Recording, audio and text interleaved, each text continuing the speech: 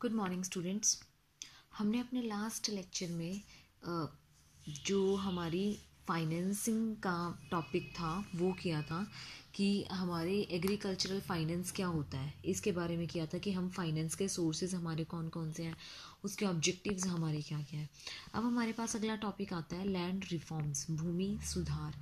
इसमें हम कुछ मेन टॉपिक्स करेंगे। एक टॉपिक हम करेंगे ग्रीन रिवॉल्यूशन, हरित क्रांति।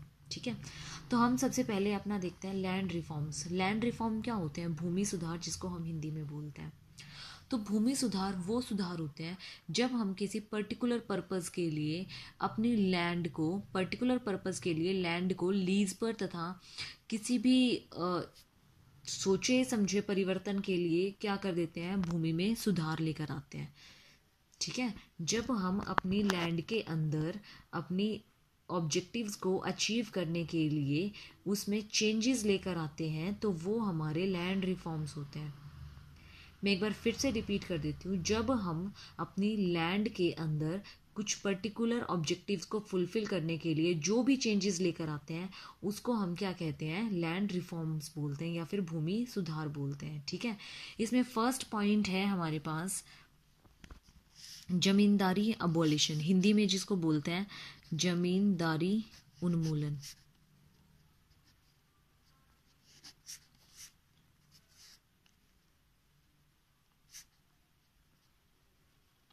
जमींदारी अबॉलिशन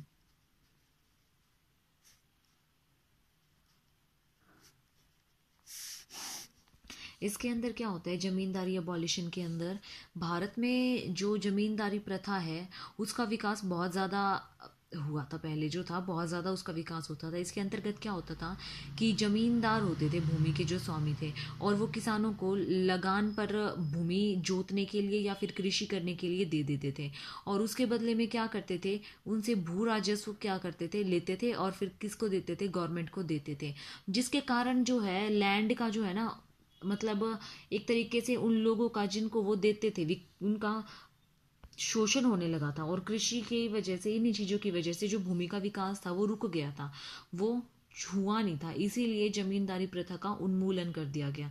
जमींदारी प्रथा का उन्मूलन मतलब उसको खत्म कर दिया गया। ठीक है, उसको अवॉइड कर दिया गया, अबॉलिट कर दिया गया। इसीलिए क्योंकि इससे हमारी जो कृषि थी उसमें सुधार नहीं आ रहा था। क्यों? क्योंकि वो क्या कर रहे थे, उनको किसानों को क्या कर देते थे, लगान पर भूमि जोतने के लिए दे देते थे, और वो क्या करने के लिए उत्तरदायी होते थे, भू राजस्व देने के लिए उत्तरदायी होते थे। तो इस प्रथा में धीरे धीरे प्रॉब्लम्स क्रिएट होने लगी, जिसकी वजह से जमींदारी अबॉलिशन हो गया। ठीक है, सेकंड पॉइंट आता है हमारा काश्तकारी प्रथा में सुधार। काश्तकारी प्रथा में सुधार, इंग्लिश में इसको बोलते हैं टेनेंसी रिफॉर्म्स। काश्तकारी प्रथा में सुधार का मतलब क्या है?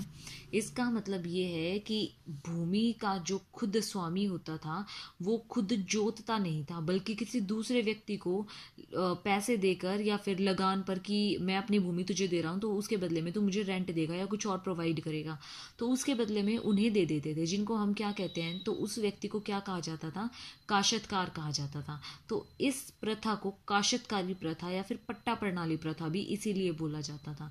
अब वो क्या क्या थी, इसमें क्या क्या कानून स्वतंत्रता के बाद पास किए गए थे। इसमें फर्स्ट पॉइंट था हमारे पास कि लगान की जो लगान था ना, उसकी एक पर्टिकुलर लिमिट डिसाइड कर दी गई थी कि या तो आप भूमि का 1/4, जो भूमि पे जो टोटल प्रोडक्टिविटी होगी उसका 1/4 या फिर 1/5, इससे ज़्यादा नहीं ले सकते हो। ठीक है, दूसरा, काश्तकारों को बेदखल नहीं किया जा सकता जो उसमें काम कर रहे हैं। तीसरी चीज़, इसमें काश्तकारों को जब भूमि छोड़नी होती है तो वो उस पर किए गए सुधार वगैरह का जो भी, मतलब वो उसने कुएं खुदवाए हैं या फिर उसने जो भी मतलब ट्यूबवेल वगैरह लगवाए हैं, उसका क्या मिलेगा, उसको मुआवजा मिलेगा कि उसने अपने पैसे से लगाया है। ठीक है, तो ये सब कुछ चीज़ें उसमें जोड़ दी गई, जिसकी वजह से हमारी काश्तकारी प्रथा में बहुत ज़्यादा सुधार आया। थर्ड पॉइंट आता है हमारे पास भूमि की उच्चतम सीमा, इंग्लिश में जिसको बोलते हैं सेलिंग ऑन लैंड होल्डिंग। इसमें एक व्यक्ति मतलब एक व्यक्ति जितनी खेती योग्य भूमि, उसके जितनी भूमि पर वो खेती कर सकता है, जितने के लिए वो लायबल है, जितने के लिए वो मतलब हिम्मत रखता है, सिर्फ उसको उतनी ही भूमि दी जाएगी। इसके बदले में जो भी उसके पास भूमि है वो ले ली जाएगी और उसके बदले में उसको मुआवजा दे दिया जाएगा। वो जो भूमि उससे ली जाएगी वो किसी पंचायत को या फिर सहकारी समिति को या फिर काश्तकार को, छोटे किसानों को दे दी जाएगी, ताकि क्या करे, वो उस पर प्रोडक्टिविटी करें और हमारी भूमि को और जो भी हमारे प्रोडक्टिविटी है उसमें क्या हो सके, उसमें सुधार हो सके। ठीक है, ये था हमारा भूमि की उच्चतम सीमा। नेक्स्ट पॉइंट आता है चकबंदी। चकबंदी हिंदी में जिसको बोलते हैं चकबंदी और इंग्लिश में बोलते हैं consolidation of holding.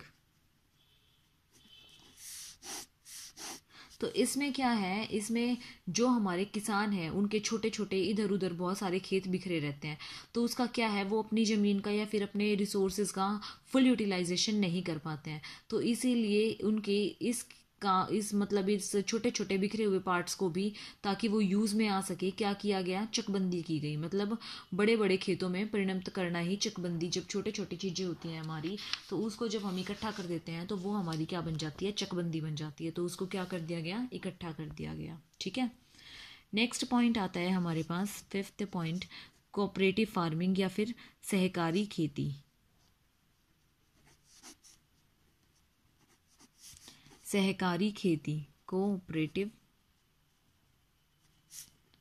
Farming.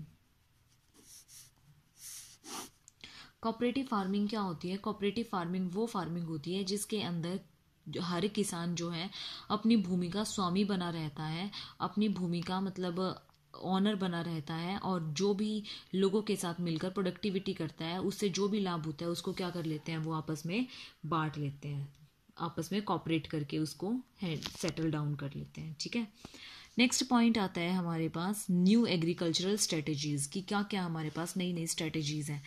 New agricultural